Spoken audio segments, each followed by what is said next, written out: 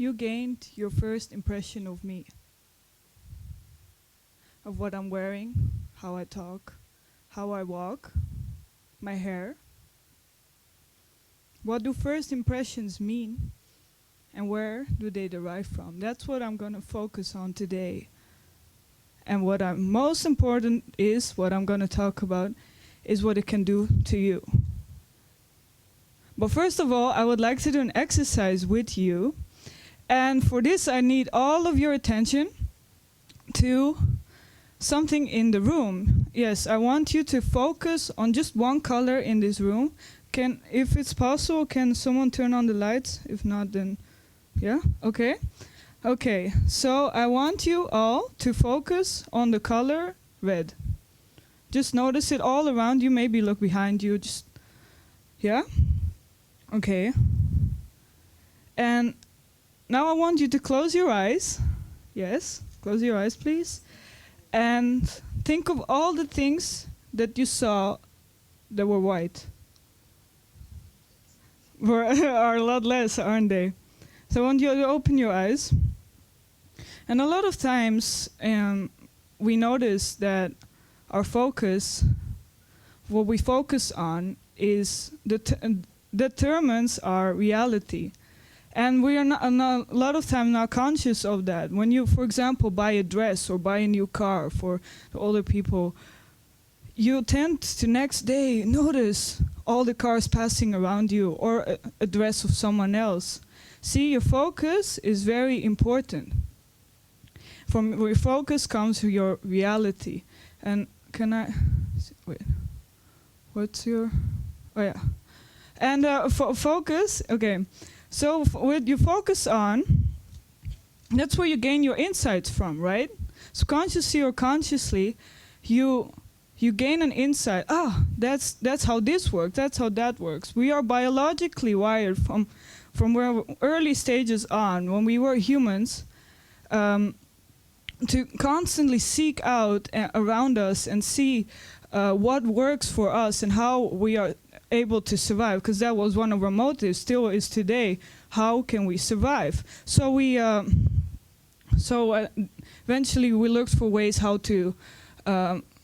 We looked at fire and we were like, oh, what if we put food on a table on the fire? Oh, we have cooked food. Oh, that tastes better. Oh, the new insight. And then cooking started. And then in your life, you've been brought up in a system. You've been brought up maybe in a family, in a country, and you've been using lights. You've turned lights on, and it's interesting because this thing, yeah.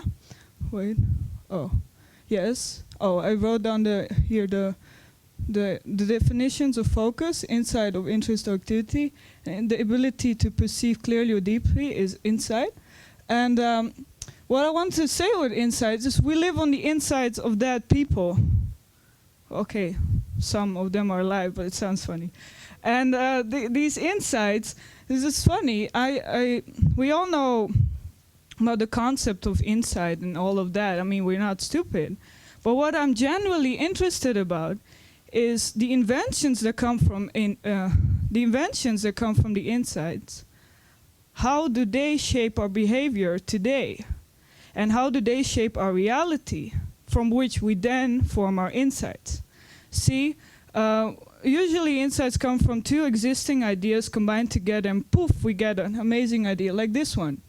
Insights of Steve Jobs. Take a smartphone without touchscreen, bam, you get a touchscreen phone, because he combined two concepts, two existing ideas into one, a major invention. How many of you in the room today have an iPhone? It's pretty much a majority of the room. How many of you have a phone, just a smartphone? Yes? It's also a really big majority of the room. See, I think Steve Jobs, amongst many others, shaped our reality in the sense that our behaviors are shaped around it. And I want to point out something. For example, we use our phones, and a lot of us use social media. How many of you use some sort of social media? Yes, it's all of you. And so there comes, I believe, from the niceness and the accessibleness from the iPhone. And so our focus, come back to our focus is very determined. And a lot of times, let me put it like this. Imagine you get 60 notifications in 1 hour. And you usually get only 5 notifications in 1 hour. Imagine you're in a school building. Imagine you are a student. Imagine it's a break. You are in the school canteen. So you sit down and you look at your phone and you got 60 notifications. It's pretty exciting, isn't it? So what you do, Imagine this is what you do. Snapchat, bomb. Facebook, Twitter, Instagram account, everything. Yes. Everything. And your phone starts to call you. Yeah, you start to stand up and you dance. You're pretty excited, aren't you? You're popular. And then someone comes up to you. And asks you, why are you so happy? Yeah, and we start to dance together because, I got 60 notifications. That's not how it goes. No, instead what happens is we get 60 damn notifications on our phone. How exciting. Hey. Wait, man. Wait. Let me read this. Farah. Yeah, important. I got a Facebook message, man. Farah, something really important. Oh, wait, man. See how ridiculous this is? See how ridiculous this is? This is how ridiculous social media is today to us. We completely block out reality. And what happens with our focus? Our focus is everywhere, but from valuable insights we can gain. And today a lot of people have talked about all of these things about the future and inventions that we can make. And all of the ideas that we can create. But where do ideas come from? From insights. But what if our focus is not on insights? What if our focus is not on the world around us, but what if our focus is on our phone? And I know a lot of you are sometimes in the position of looking so much at your phone that you completely shut off the reality. I think that is very important. I think it's very important to shape your insights out of your phone, because your phone won't ever give you the valuable insights we need for our future.